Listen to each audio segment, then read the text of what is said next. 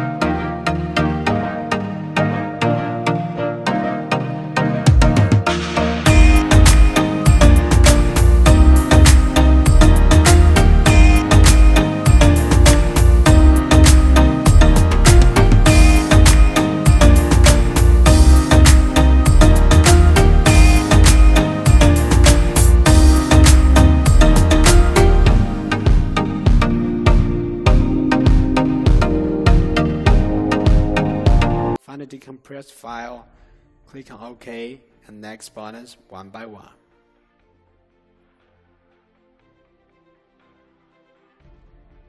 Select the second option, that means the driver's installation is permitted. When it's finished, the host computer will detect the server driver mode number automatically.